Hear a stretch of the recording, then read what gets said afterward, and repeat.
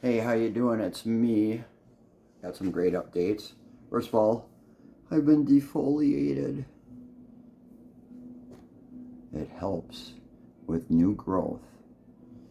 I got a lot of cool updates on both the hydroponic side and living soil side, which I did a top dress on 3 days ago, and you're going to be shocked. I'm shocked at the results so far.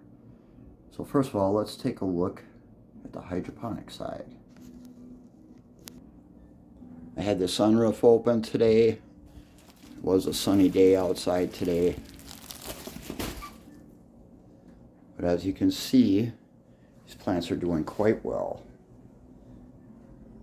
This one in particular.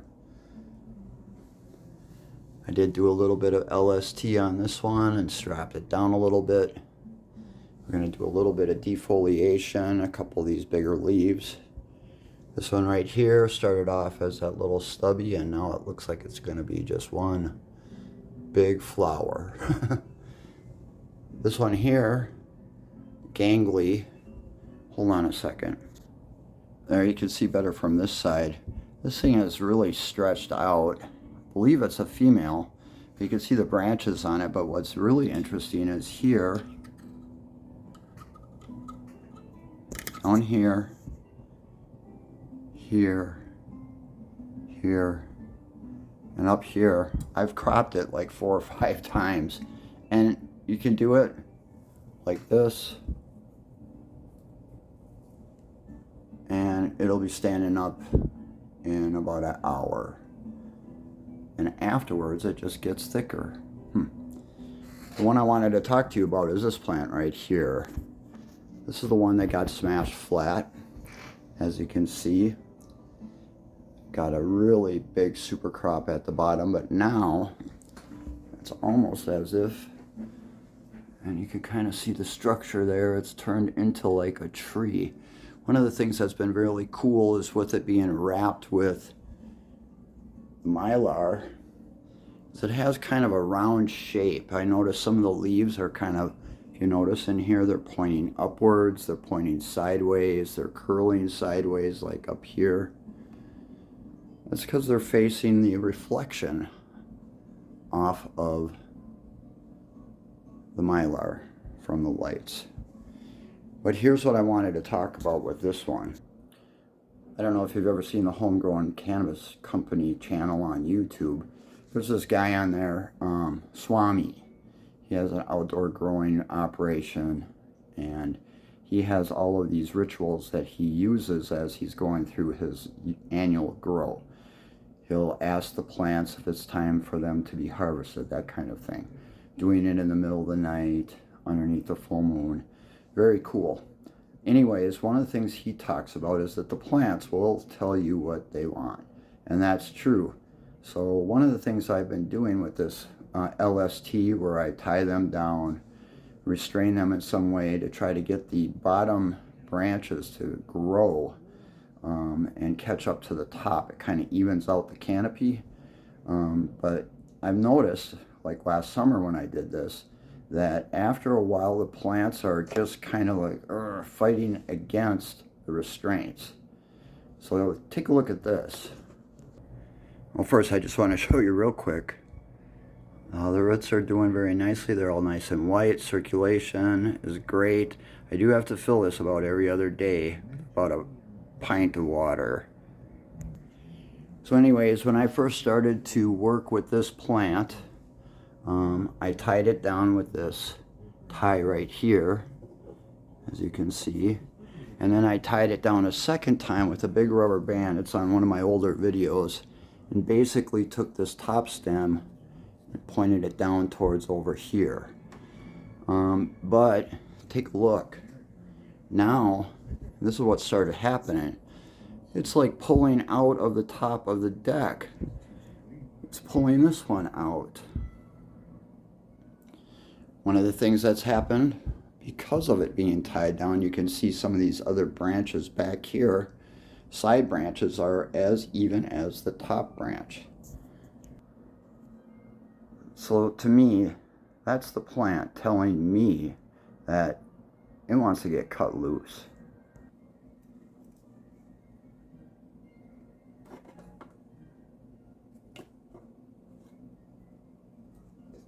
Okay, so now, with that being said, first of all, I can seat it down correctly. You can see it pops it straight up. All of these side branches will now start to face out a little bit better. You can see the lead is now back in the lead. So you can see how much that was really straining against the restraints. So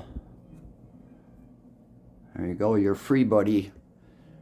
Next stop, flowers. Need a little bit of a haircut as well. So now I'm in a different room. When I'm off work, this room gets a lot of sunlight, like 3 or 4 hours of sunlight through the window. So I moved the living soil pot over here and put up reflectors so it kind of catches some natural sunlight for at least 3 or 4 hours out of the day.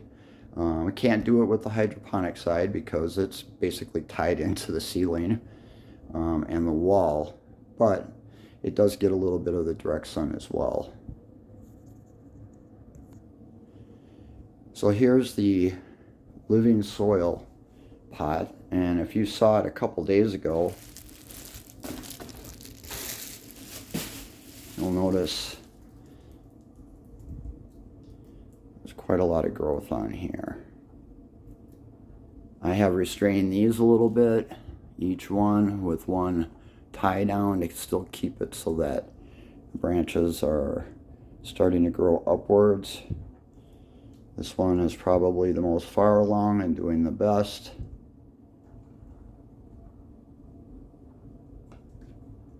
But all three are doing great. And as you can see, quite a lot different than what it looked like a couple days ago when I did the topsoil amendments. You can see it's doing great. I watered it in really nice that day. So it's going to be good for a couple more days, I would imagine. And you're probably wondering, why do I have a thermometer in the soil? This is actually an adjustable thermometer, so you can make sure that it's accurate. I can show you how to set that set point. It's very simple.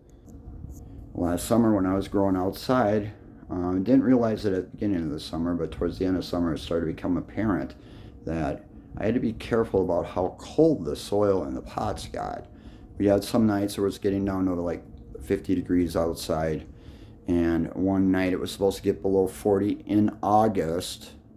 I kind of panicked about a spider farmer seedling mat to stick underneath the pots and help keep the cage that they were growing in warm. And I looked it up, and living soil should be right around room temperature between 68 and 74 degrees. So I just got this warmed up because I'm going to be going on the deck pretty soon. And this thermometer actually looks like it's Japanese. It's for a dark room, used to keep darkroom chemicals at a certain temperature, which they don't have darkroom chemicals anymore. They don't have dark rooms very much, unless it's in some lab somewhere because of that. But again, very accurate thermometer. You can make sure it's set accurately by setting the set point on it mechanically. And I'm going to go over that in a future video soon. But I'm just really shocked. I mean, in 3 days. If you look at that last video when I just did this and look at the plants. So that's pretty much all the nutrition these plants are going to need for the next 2 months. I might do a little bit more of a top dress in about a month, a slight one, a half-size one, but it will definitely be enough. The way that it works is all of this is at the top like a layer. I did stir it in. You don't want to have it be like a shell on the inside. And then as you water, all the nutrients come down from the top down. You're doing just a little bit of defoliation, but I'm kind of waiting for them to just get a little bit acclimated to the top dress. and the fact that they're getting tied down again. If you'll notice here, we got a little work to go for the canopy to even out. This one right here is getting close, and this one I think also might get to the point where I think we're going to let this thing get free. Probably within the next couple days. You'll notice these side branches here are now above the main cola. And that's because the plants basically get tricked by tying them down. The side branches start to fight to be the dominant top of the rung main cola, so all the side branches come up, and that's what makes a nice even canopy. And then like with this one, this has got a very nice shape to it, and because of the way that the reflective wrapping goes around this tank, it's starting to grow in more of like a ball shape. This one right here, look, I super cropped it, what, a minute or two ago, and it's already standing straight up again. Well, thanks for watching. I appreciate it, and I'm having a lot of fun with this, learning a lot. I'm starting to see, again, that this top dress formula and recipe that I got works excellently and helps really with the grow being supercharged.